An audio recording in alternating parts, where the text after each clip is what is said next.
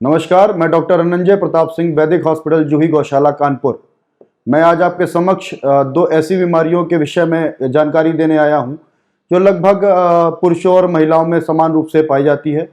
मैं बात करने आया हूं यहाँ पे हिमोरॉइड्स और फिशर के विषय में। मैं ये बताऊंगा कि हिमोरॉइड्स फिशर ये क्या है, ये कैसे होती है, इसके क्या कारण हैं, इसके क्या लक्षण हैं, इसकी डायग्नोसिस कैसे होती है और इसका समुचित निदान क्या है या समुचित समाधान क्या है। आइए अब हम लोग जानते हैं कि ये क्या है। हिमोरॉइड्स को दूसरी भाषा में पाइल्स भी कहा जाता है, उसको हिंदी भाषा में बवासीर भी कहा जाता है, आयुर्वेद में इसको अर्श भी कहा जाता है। बेसिकली हमारे शरीर में दो प्रकार की ब्लड वेसल पाई जाती हैं, एक आर्टरी और एक वेन। आर्टरी ब्लड को हार्ट से पूरे शरीर की तरफ ले जाती है और वेन्स जो है उसी ब्लड को वापस हार्ट की तरफ ले जाती है। वेन्स जो होती हैं सुपरफिशियली आप देखते होंगे, अब हम लोग को दिखाई पड़ती हैं। ये वेन पूरे शरीर में पाई जाती हैं, लैट्रिन के रास्ते में भी पाई जाती हैं। जब इन्हीं वेन्स में, लैट्रिन के रास्तों में, इन्हीं वेन्स में, इन्हीं खून की नसों में किसी भी कारणवश अगर सूजन आ जाए या गुब्बारे की तरीके फूल जाएं तो इन्हें हिमोरॉइड्स की संज्ञा दी जाती है।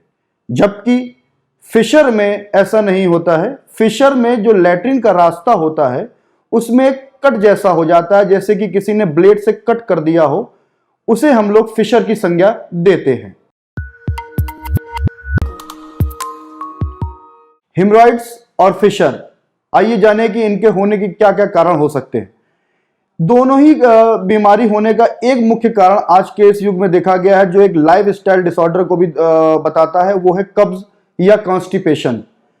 कब्ज या कॉन्स्टिपेशन की समस्या जिस भी व्यक्ति को होती है वो व्यक्ति अक्सर जो है लैट्रिन में बहुत अत्यधिक समय देता है और लैट्रिन करते समय बहुत ही ज्यादा ताकत देता है, स्ट्रेन देता है। इसी स्ट्रेन देने से, ताकत देने से या बहुत लंबे समय तक लैट्रिन में समय देने से हिमोरॉइड्स या फिशर जैसी संभावना उत्पन्न हो जाती है। इसके पश्चात अगर देखा जाए तो हिमोरॉइड्स उन व्यक्तियों में भी बहुत अत्यधिक होता है जो व्यक्ति वेट लिफ्टिंग का भी काम करते हैं, जो भारी सामान उठाते हैं, उनको भी उनमें भी हिमोरॉइड्स होने की संभावना बहुत अत्यधिक होती है। प्रेग्नेंट वुमन में भी हिमोरॉइड्स होने की संभावना अत्यधिक होती है। प्रेगनेंसी के दौरान या प्रेगनेंसी के बाद भी ऐसा देखा गया है कि हिमोरॉइड्स बन जाता है। इसके पश्चात क्रोनिक डायरिया का तात्पर्य यह है कि जैसे पतली लैट्रिन होना, यह क्रोनिक डायरिया कहलाता है। ऐसे कंडीशन में भी लोगों को हिमोरॉइड्स या फिशर हो सकता है। वे व्यक्ति जो प्रॉपर मात्रा में पानी नहीं पीते हैं, जो व्यक्ति फाइबर की डाइट नहीं लेते हैं, बाहरी भोजन को ज्यादा खाते पीते हैं, उनके अंदर भी हिमोरॉइड्स और फिशर होने की संभावना अत्यधिक हो जाती है। फिशर मुख्य रूप से उन महिलाओं में भी होता है जो नॉर्मल डिलीवरी होती है, जिनकी नॉर्मल डिलीवरी होने के पश्चात एनल स्फिंक्टर, जो लैट्रिन के रास्ते के आसपास जो मसल होती है उसे एनल स्फिंक्टर कहते हैं, उस मसल में जब खिंचाव आने लगता है तब भी फिशर होने की संभावना अत्यधिक हो जाती है। आइए अब जानें कि हिमोरॉइड्स या फिशर के क्या लक्षण होते हैं। अक्सर मनुष्य समझ नहीं पाता है कि वो किस परेशानी से जूझ रहा है, क्या उसको फिशर है, क्या उसको हिमोरॉइड्स है। हिमोरॉइड्स में मुख्यतः देखा गया है कि पेनलेस ब्लीडिंग होती है, दर्द नहीं होता है और ब्लीडिंग होती है। ब्लीडिंग लैट्रिन के बाद या लैट्रिन के पहले बूंद बूंद या जेट फॉर्म में होती है। जेट का मतलब होता है धारा, उसमें ब्लीडिंग की धारा बहती है। ये कंडीशन आपको मुख्यतः हिमोरॉइड्स में ही पाई जाती है। इसके अलावा खुजली या जलन भी हो सकती है। परंतु फिशर में लैट्रिन करते वक्त ही आपको असहनीय दर्द का सामना करना पड़ सकता है। इसमें जो ब्लड होगा वो ब्राइट रेड कलर का होगा और बूंद, 2 बूंद, 4 बूंद से ज्यादा नहीं होगा। हिमोरॉइड्स की तुलना में वो खून कम निकलेगा, लेकिन जो लैट्रिन करते समय जो आपको दर्द का अनुभव होगा वो बहुत ही ज्यादा होगा। ये दर्द आपको लैट्रिन करने के बाद कुछ घंटों तक बना भी रह सकता है। परंतु हिमोरॉइड्स में दर्द नहीं होता, केवल ब्लीडिंग होती है, फ्रेश ब्लड निकलता है, जेट फॉर्म में निकलता है, धारदार निकलता है और उसके पश्चात खुजली या जलन की संभावना भी हो सकती है। अब हम लोग जानेंगे हेमरॉइड्स और फिशर को कितने भागों में बांटा गया है। हेमरॉइड्स को मुख्यतः दो भागों में बांटा गया है, एक इंटरनल हेमरॉइड्स और एक्सटर्नल हेमरॉइड्स।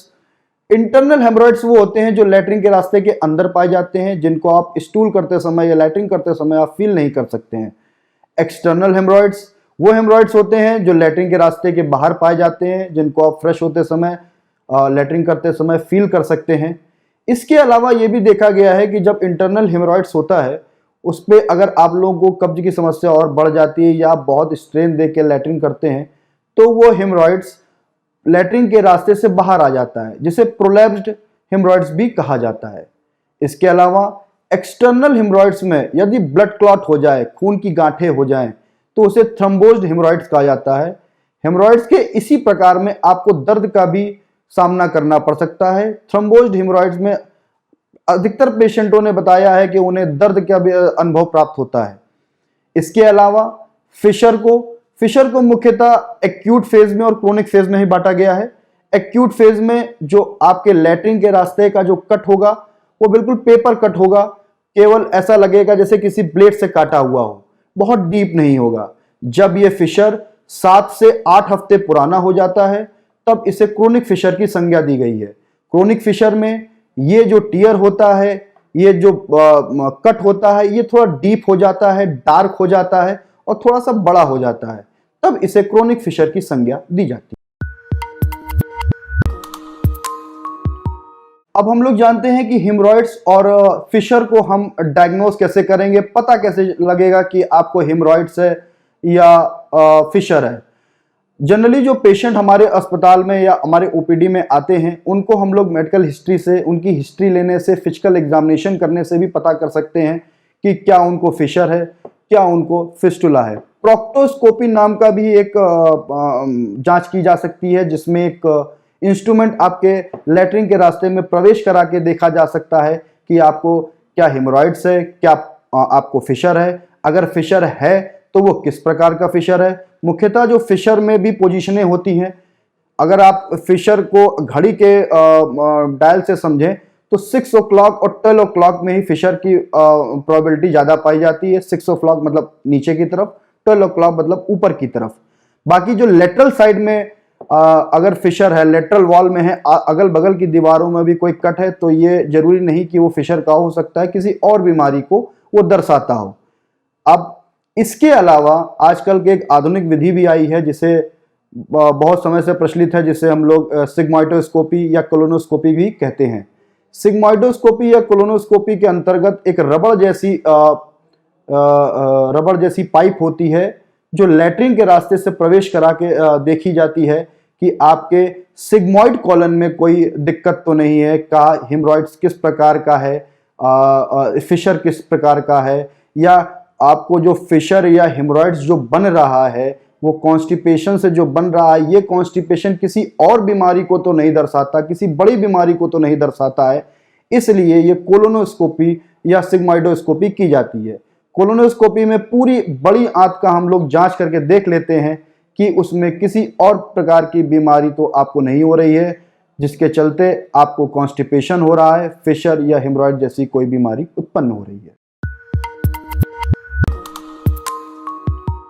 अब हम लोग बात करते हैं हेमरॉइड्स तथा फिशर के ट्रीटमेंट के विषय में। क्या उसका समुचित इलाज है, क्या उसको हम लोग लाइफ स्टाइल को चेंज करके ही बदल सकते हैं, क्या कुछ होम रेमेडीज से बदल सकते हैं, क्या उसके लिए फिर हमें सर्जिकल ट्रीटमेंट की तरफ जाना पड़ेगा। हेमरॉइड्स में मुख्यतः आजकल देखा गया है कि अगर मेन समस्या उसकी कॉन्स्टिपेशन या कब्ज है, दोनों ही बीमारियों की मेन समस्या कॉन्स्टिपेशन या कब्ज है। अब इन दोनों चीजों को से अगर हमें बचना है तो हमें अपने डाइट में फाइबर डाइट को इंक्लूड करना पड़ेगा। आपको रेशेदार फल खाने पड़ेंगे, रेशेदार सब्जियां, हरी सब्जियां, इन सब का सेवन करना पड़ेगा जिससे कि आप कब्ज से दूर हो सकें। तथा इसके पश्चात आपको पानी की मात्रा भी अपने शरीर में बढ़ानी पड़ेगी। पानी की मात्रा बढ़ाने से जो लैट्रिन होती है वो थोड़ी सॉफ्ट हो जाती है, जिसके चलते आपको कब्ज या किसी प्रकार के कॉन्स्टिपेशन की समस्या नहीं उत्पन्न होती है।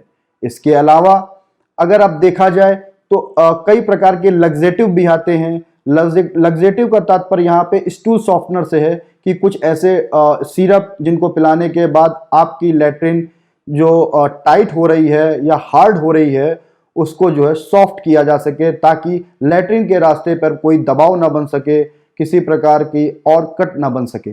इसके अलावा हिमरॉइड्स और फिशर में एक अच्छी घरेलू उपचार ये भी कर सकते हैं आप कि एक सिट्स बाथ नाम की प्रक्रिया की जा सकती है।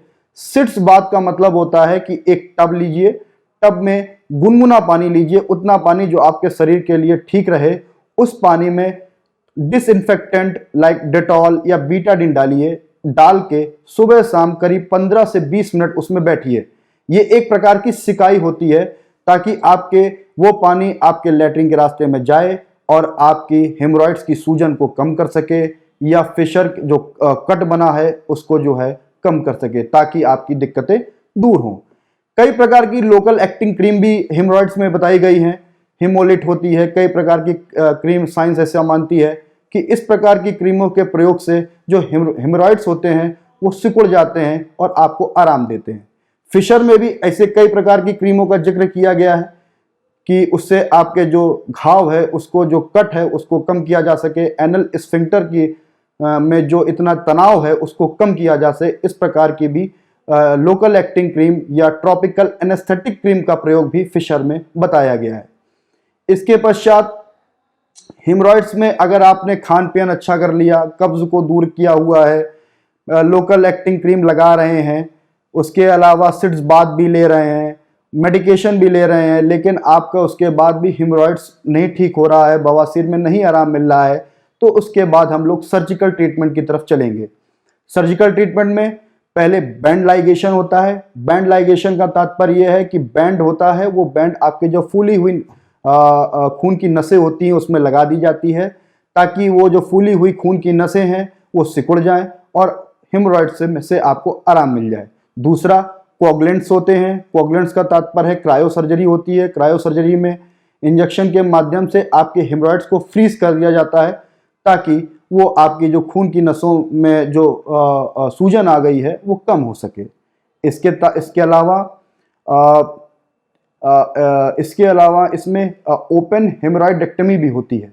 ओपन हेमरॉइडेक्टमी का तात्पर्य यह है कि जो ज़्यादा खून की नसें फूल गई हैं उनको काट के हटा दिया जाए। इसके अलावा स्टेपलर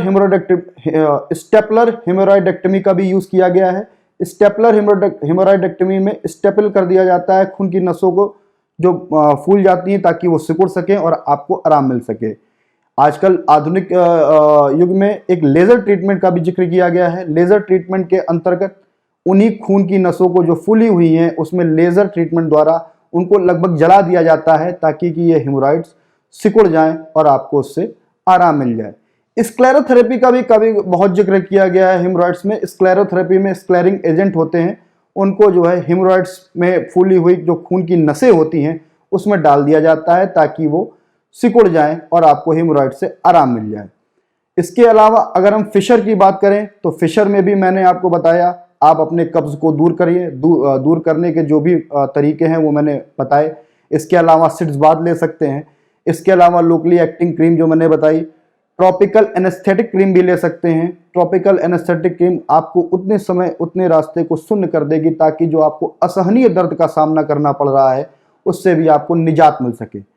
इसके उपरांत भी आपने इतना सब कार्य करने के पश्चात भी अगर आपको दर्द में आराम नहीं मिलता है तो हमको इसमें सर्जिकल ट्रीटमेंट की आवश्यकता पड़ेगी। इस सर्जिकल ट्रीटमेंट के अंतर्गत आपके एनल स्फंक्टर के जो दीवारें होती हैं उसको थोड़ा थोड़ा काट दिया जाता है लेटरल साइड से, ताकि एनल स्फंक्टर जो आपके लैट्रिन के रास्तों की जो मसल है उस पर तनाव कम हो जाता है और आपको दर्द कम होता है। नमस्कार।